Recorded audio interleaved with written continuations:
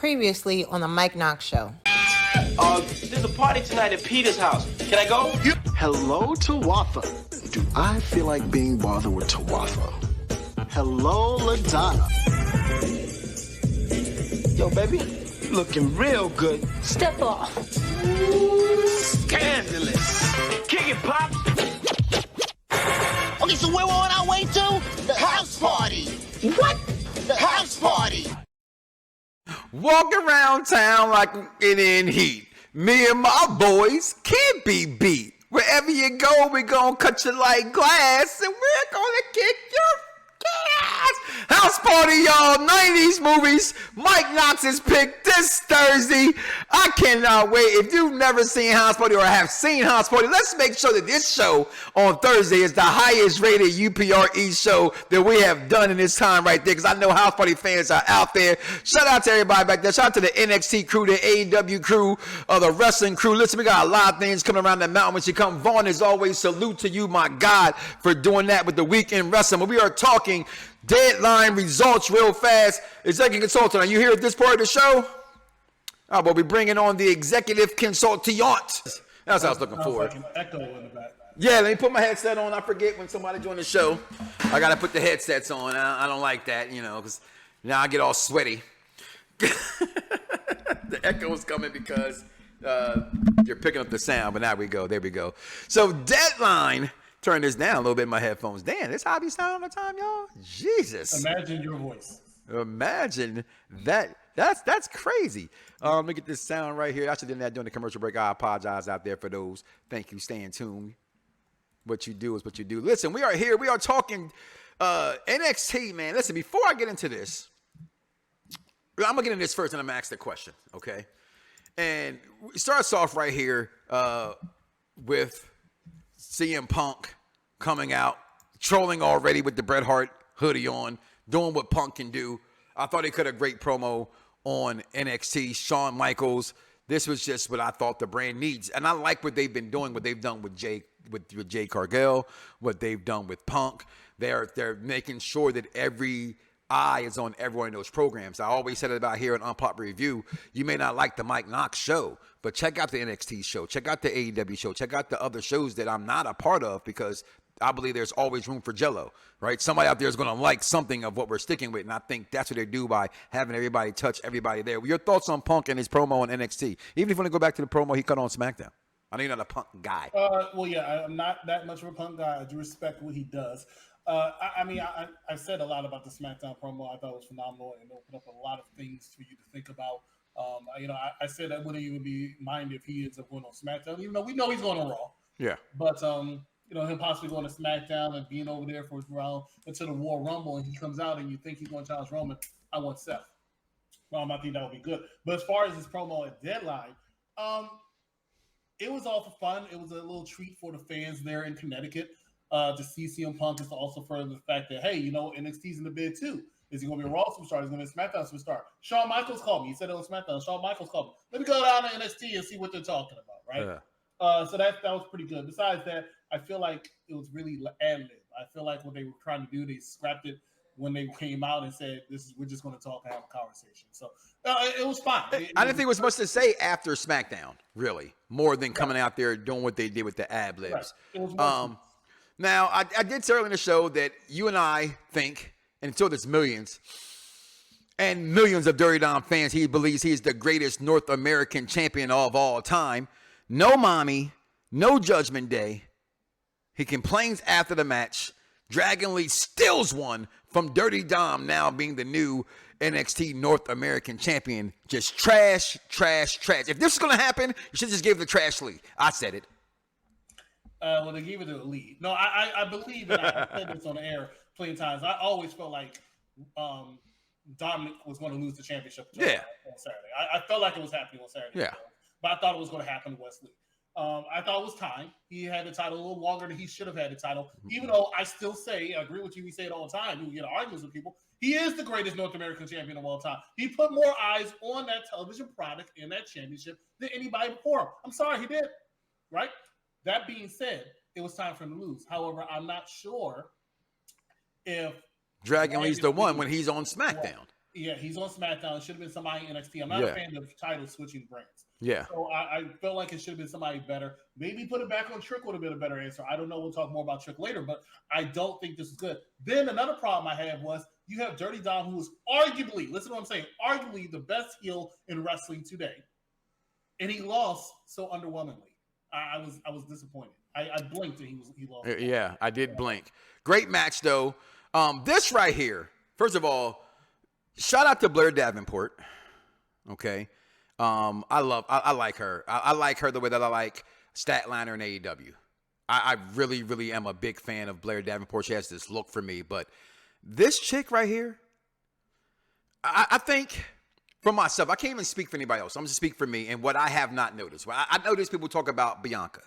Obviously, everybody talks about Jade. Everybody's talking about Rhea Ripley. I'm sorry. This chick, Lash, she's fucking impressive. Excuse my language, mama. Okay? She's impressive. All right? I'm going to just say this to a novice, if you will. I didn't understand. I don't like the match in itself. I think it's kind of confusing how you get points. Right? And I didn't like that because I'm like how when Trick came and we're talking about that, like how Trick won, like he was losing. And all of a sudden he just, you know what I mean? Like I was confused about how that took place so fast. But this chick, I don't think she should have necessarily won. But again, as Issa Rae always says, and I say all the time, always bet on black. I was definitely going for her to win in this match. She did not, but I'm okay with Blair Davenport winning because I see where they're going with that as well. Your thoughts on this match, Blair Davenport winning and Lash? I'm a fan of Blair Davenport as well. I see potential in her. Not to be a main eventer. Now, I understand we're talking about the women now. And when I talk about the women, they are on a trajectory that you will never going to believe 5 years from now, right? But I don't see Blair Davenport being a Charlotte Flair or Becky Lynch. But I do see her being more of a Liv Morgan, where she's a good hand. That being said, Lash Legend, this was not her match to win. This was her match to continue her dominant show. To show what she could do. With Otis, right? Yeah. And continue on, and she did a phenomenal job. Tiffany, I see as a main eventer, which is why I picked Tiffany Stratton. But realistically speaking, Tiffany doesn't need it. See, right? Here's my thing. I think Tiffany Stratton's going to go to the main event because she just has that look that WWE always seems to like, right? And when you say Blair Davenport, you don't consider her being Becky or Charlotte. You know what? I see her being a better Paige. Okay? When I look at her, that's what I see. I see a better Paige in her, and I think she is main event quality. And Cora Jade said something, and I thought she was going to steal it from me because I wanted to make sure I said it first on the program anyway because it's not mine. I stole it from her. I think right now in all of professional wrestling, the way the Knockouts used to run it for TNA, the female division in AEW is the deepest division in all professional wrestling. Say that again. The deepest. Who? The NXT women's division. The AEW. That's all I want to make sure. Okay. Women's division is the deepest in all professional wrestling. It's by far, because I keep telling people, if you look at it, when they do with the NIL and all the signings they do, half of the people they sign now are women. If you look at NXT, there are a lot of episodes where they have more women matches than men. If you look at NXT, they have a lot of women just backstage. So many women, that's the future that they're going with. You are absolutely right. And they have so much talent back there. And shout out, because I don't think I put it in here, I'm a huge Kalani Jordan fan. Just want to say that. I really like her an awful lot, by the way. And that's right here, what you say right here, Shay. They didn't draw for years. Okay? This has happened, and the pop of the culture changing, right? The culture having to change, and women, and honestly, and I don't care how this comes off, but this is a fact, right? For years, they were put in the back seat for no apparent reason because they were women, right? So now they're getting the front seat just because they're women. I don't care, right? They're getting more attention than other federations, than men and things like that because they haven't got so much attention before. Go ahead, Vaughn. You said you got something to say real fast. Go ahead. Vaughn has something to say. Yeah, all right, good. I just want to make sure it's recognized. But yeah, like as far as Saturday's NXT deadline was phenomenal. That shout out to Lash Legend, for having such an impressive showing. And but I guess the thing about it for me was I feel as though it was like the way the Iron Survivor rules were, like it was felt like almost Elimination Chamber War Games ish on a lower level to the, you know what I mean? So and I feel it's like because that it lessened Lash's chances of of winning. You know what I mean? So like I guess just like Mike, you know what I mean? I'm like I said, I'm Team Lash myself, but it's just I feel as though there's one part of me that I kind of wish that that they continue to capitalize on that momentum by I guess cashing in on that moment of her slamming Otis and carrying that momentum into her potentially. Well, that's exactly 100% what they did, and what Executive Consultant was talking about as far as she came to showcase that, and this picture demonstrates what she can do and show that power, and that's where I think that comparison that I did with the Biancas and the Jades, she's a big, strong black woman that I think is going to have somebody going to have to worry. She's going to be a force to reckon with in the future. Think about how many strong women, the Biancas, the Rheas, the Raquels, Jade Cargill, and now you have to add Lash Legend in there.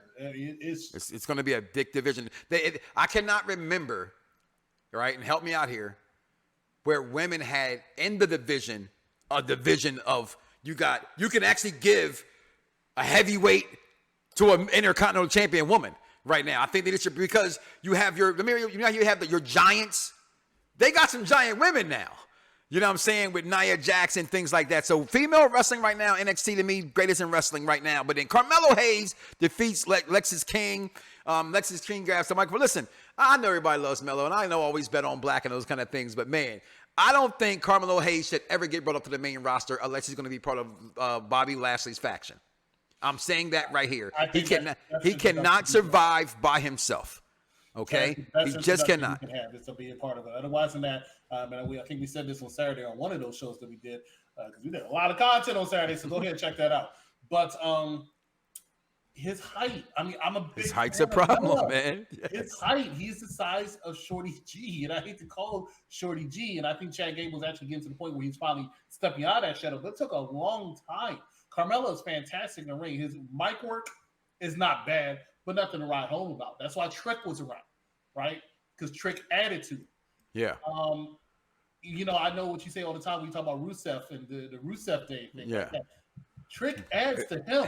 It does. Trick because that mystique of, you gotta understand, when Melo was here doing his thing, NXT had taken a hit, right? With Vince McMahon taking over and that repackaging and the thing they did with Braun Breaker and those things. It was, you know what I mean? So he had it, he lost it, and I'm starting to think that you're going to start to see it. To me, the biggest star in this ring right here was Lexis King to me.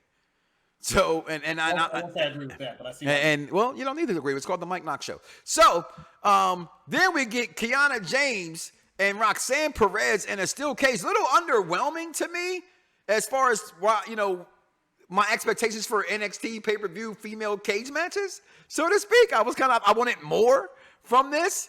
But I'm a fan of both girls. Again, I can't talk about this female division and give it more glowing kudos than what they've been doing and how great they've been in this squared circle and just on it. It was some brutal match. It was something I always like to see, something in a match that I've never seen before, right? And I've never seen a woman hold a woman and just throw her through the cage like Kiana did. I love that. And Perez is just, I think Roxanne Perez is so underrated. Like, she can really go. Like, I'm just proud of this division. Just so proud of this division. That's right, Steve. Congratulations, GPR. We hit 1,000, baby. We hit 1,000. I like, follow, and subscribe to the Mike Knoxxx Show. Also, let me hit 1,000, baby, so we can start getting this money and we can start hiring some of y'all. I know y'all just seeing me and Chris's face all the goddamn time. Okay? I know I am, right? Also, just to move along right here, that you talk about, Trick Williams shows out. He wins the Iron Survivor match, but I'm sorry. All I want to see from this is, y'all can whoop that chick all day, but Braun got to go. Braun Breaker got the best spear in wrestling. I think it's better than Bobby Lashley's. I think it's better than a Gore. I'm going to tell you why. With me and Zia Solomon talking about today, I love Bobby Lashley's spear. Do not get me wrong. At a point, he didn't always do the flip with the spear, right? It was saved for private moments and special occasions. You know, you have a big stage, you do something bigger and different like that. Like when Roman ran the ropes and hit Undertaker with his spear, right? It gave it momentum. He does it every time now. When this man hits a spear, oh my God, it's like he's breaking somebody's ribs. It's like me watching a football match happen on my screen, and it's crazy. Braun Breaker didn't win, but he didn't need to win. Trick needed to win this. And I just want to see where they go from here with Trick. Are they going to do this thing with Melo? I still think Melo's somehow behind this and getting jealous of Trick. I think it's perfect. That it tells its story. That should be the takeover. And Philadelphia, Trick versus Melo. I'm calling that right now. Now, if none of you guys already did, which you probably did, because this is y'all program more than mine. When it comes to NXT, your thoughts on this winner in this match? First thing I want to do is I want to highlight Captain's comment there. Somebody can highlight it for me. No, not Ants there. I watch NXT along with people who don't watch wrestling all. They were drawn to Braun. He's a star. And that's what I'm talking about when I talk about stars. Are they marketable? Melo, as much as I am a fan of his work, is not going to get that reaction of Braun. Braun is time. Rhino has a gore, not a spear. Rhino has a gore, but I think Braun Breaker is a little bit better. I don't agree that Braun Breaker has the best spear in the business. I still think that's Bobby Lashley. But I will say that he is a star. But this is Trick's match to win, and he did. And I said it on Saturday. I'll say it again. If it wasn't for the fact that our polls and stuff were closed, this might have been contender for me for match of the year. That's how good this match was. That's how good the psychology and the storyline of this match was. Trick won, and I swear 60 seconds before that, I thought there was no chance in hell. Yeah, none at all. That's what I said. I didn't understand how the points happened that way. Like he got speared through a freaking barricade, which is an overused blown spot. I think somebody said on Saturday. It definitely is an overblown spot. But it was like a minute and a half left into the match. I thought no chance in hell. I can't say enough about this match. That's right. My man Anthony was there that night, so I saw him there. Yo, first of all, I don't know where Punk took that picture with the big replica belt in Connecticut. That's at Stanford. That's amazingly beautiful. Like the one he did in Orlando was okay. That one was fire to me. It's right outside their headquarters. That is beautiful, as they say. But then right here, man, NXT Championship, the Dragon, Baron Corbin. Again, this is why I asked the question again. And y'all talking, and I appreciate it. Keep them rolling. Is NXT back? Is NXT back again to being the number one brand in professional wrestling? That's over AEW. That's over the main roster, Raw and SmackDown. And at some point, a lot of people thought NXT, the Gold and Black brand, was that damn good. I never thought it was. I thought it was the best wrestling show you can watch on TV, which to me, AEW has stolen that. But I think NXT taking it back. They've always wrestled, but to me, again, guys, what's the hashtag? Where you at, Michael Smith? Where you at? Come on now, y'all know what it is. Hashtag wrestling is storyline. Okay, and hashtag Get the Dirt Sheets. Hey, Dave Meltzer. You know what it is. Okay, so hashtag wrestling is storyline. And NXT is they got a chance to get their wing beneath their wings, if you will. All right. Shout out to Bette Midler. Hey, Mom. I know you like that song. Rest in peace. But this man, I swear, every time I see him, Baron Corbin gets more and more impressive. And I'm thinking Baron's going to win this thing. Especially with the, oh, God, I forget the name of the move. The Deep Six. Is that it? His finishing move? Yeah. Well, the end of days of the Deep Six. The end of days. He hit him with the end of days. And then he hit him and he picked him up and he hit him with the A-bomb again into the torpedo. I'm like, yo, this little son of a... See, no offense against Melo again. There's a difference in the size mass of Djokovic than Melo. He can't survive by himself on the main roster either. Just going to say that. He needs to be in a faction. I just think he's too small. Unless they're going to make a whole new division for little guys all over again. Dragunov has a little bit of an easier time going to Melo is that Dragunov has picked up a lot. I say all the time. He's picked up a lot more weight. He's since compared to when he used to be in NXT UK, he's definitely been in the gym. You can tell he's bulking up a little bit, and I think that helps him out a little bit over Melo, who's in great shape. Don't get me wrong. Melo is in phenomenal shape. He is. But who can say something bad about Melo? Melo don't miss. He just makes a mistake every once in a while. Right? I'm saying, come on. Let's keep it a buck. Right? Let's keep it a buck. His finishing move is how great? How great is that? How often does Melo miss that move? How often does Charlotte miss her moonsault? As I said this before, you want to be an ignorant ass for Ramus. Okay, you Hammenegger. Her move is intended to land on her feet. It's not a. I don't know why y'all can't understand that. Y'all say that it's just to piss me off. No, okay. I say it because it doesn't make sense. It's not a no. It's a standing moonsault. What is there to make sense of? That's why she lands on her feet. The only person to do a standing moonsault. That's why she lands on her feet. And every single moonsault that these people do, there are standing moonsaults or standing